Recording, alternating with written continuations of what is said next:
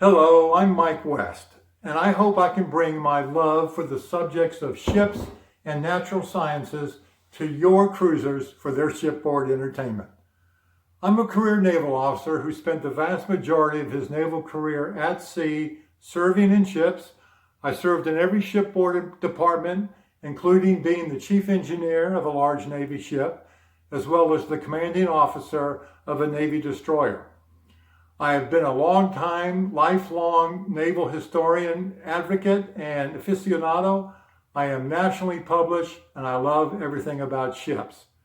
When I started my cruise ship speaking career, I took on the nickname The Ship Guy, even had polo shirts to that effect made up, so people can identify me around the ship so they can talk to me about ships anytime they see me. Happy and glad to do that.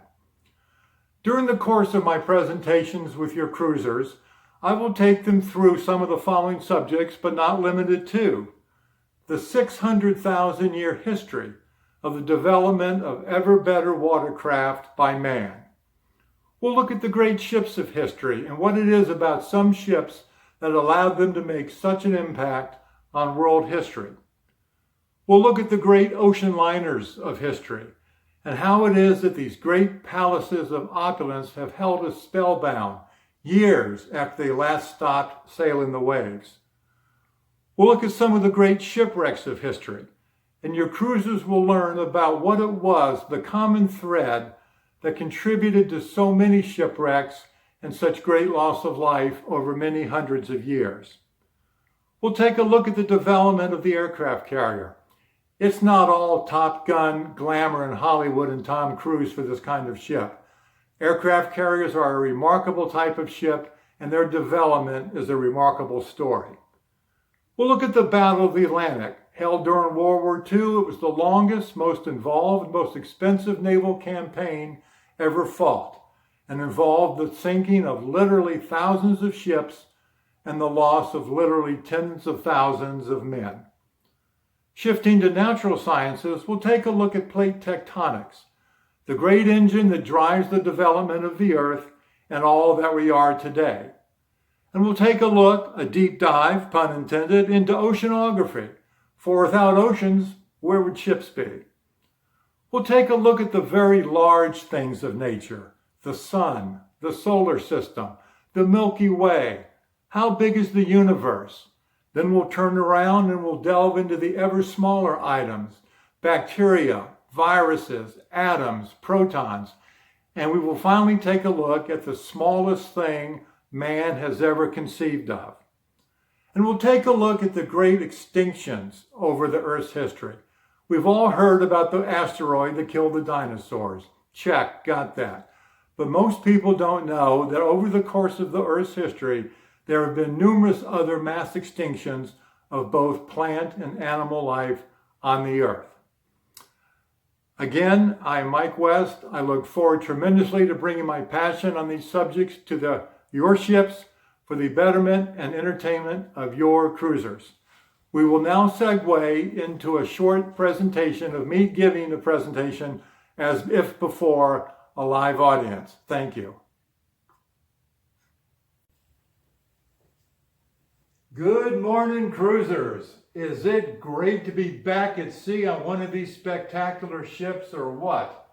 As a career naval officer who spent the vast majority of his career at sea, it is so good to be back at sea on rolling, pitching, steel decks. Good morning, folks. I'm Commander Mike West, USN retired. I call myself, just for fun, the Ship Guy. I'm a third-generation naval officer. My father and grandfather were both Navy sea captains. I spent many, many years at sea in jobs that included being the chief engineer of a Navy ship, as well as being the commanding officer, captain of a Navy destroyer. I taught at the U.S. Naval Academy in Annapolis for a number of years, and I love anything and everything related to ships. Now, I put this next slide in really just kind of for fun. Let's go ask the Ship Guy. He'll know what kind of ship that is. Folks, if you want to flag me down and talk about ships, maybe even swap a few sea stories, Please flag me down anytime, anywhere you see me on the ship or on the beach. I will talk ships anywhere, anytime, with anybody. I love it so much. Today's topic is the great ships, and by that I mean the great ships of history.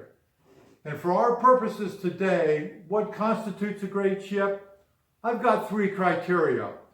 One, the impact a ship had on history, whether as an individual ship or perhaps as a class of ship. Perhaps the ship had some incredibly new design innovation in it that was important for the naval architecture heretofore. And thirdly, and perhaps my favorite category is because I'm the ship guy and because I say so. Now, before we get into history here, I'd like to caution you for when I show you this next slide, the first slide of our presentation for real, I ask you to resist the temptation to snicker, because the picture I'm about to show you is a picture of one of the bravest mariners who ever went to sea. And here is his picture. Now, obviously, this picture was taken in the 20th century after the advent of cameras, but he represents a person who was brave beyond measure. In what is now Indonesia, down here to the southeast, there are two islands, one called Flores and one called Timor. Paleontologists have found fossils of a group of people called Homo erectus. They're not a member of our species, Homo sapiens, but were in fact our forefathers that lived about 600,000 years ago. And we have found Homo erectus fossils on both sides of a wide strait of water down here that is several tens of miles across. And no matter where the sea level was at any given time, sea level high or sea level low, there was always several tens of miles of open water between these two islands. And my greater point being is someday in history, this Homo erectus fellow stood there on the edge of the water, perhaps by himself, perhaps with his family, perhaps with his entire group. They looked out over the horizon and they made the decision, let's go. And this brings to mind a phrase that I like to use, and you will hear several times in my presentations. This to me illustrates so well what I call the indomitability of the human spirit. It truly is what sets us apart from the rest of the animals in the world and makes the human race so special. Fast forward a whole bunch of years, and let's go to the pre-Christian era, kind of call it the Ben-Hur era. These are biremes and triremes, oared ships that we've seen in all the movies.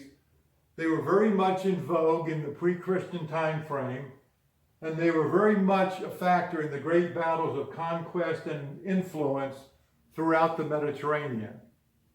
The ships were actually developed by the Phoenicians, and they were used by the Phoenicians, the Greeks, the Romans, the Carthaginians, and the Persians, with perhaps the most famous battle they were involved in being the Battle of Salamis, where a vastly superior Persian navy was held at bay and beaten back by a much smaller Greek navy that wisely used the geography of the battle space to their advantage. Biremes had up to 50 oarsmen aboard them, triremes as many as 170. Here's an interesting cross-section of a trireme, and you will see that of the three banks of oarsmen, only one of them, the uppermost, outermost, got to sit. The other two rows of men actually had to stand while they were rowing. Tough way to make a living. And just for fun, I like to throw in a little personal touch here. I rowed in a monoreme when I was in college. Here's a picture of my freshman rowing team, University of Pennsylvania, 1968. Very proud to report that we were 34-0 national champions. Woohoo! We were great, just ask us. and we in fact were rowing in a monoream, kind of like Ben-Hur, but a whole lot faster. Okay, I'm going to cut the video here. I hope this has given you a good representation of my speaking style. I thank you again. I'm Mike West, the ship guy, and I look forward to putting my passion and enthusiasm for ships and natural sciences to work for you and your ships for the benefit of your cruisers. Thank you.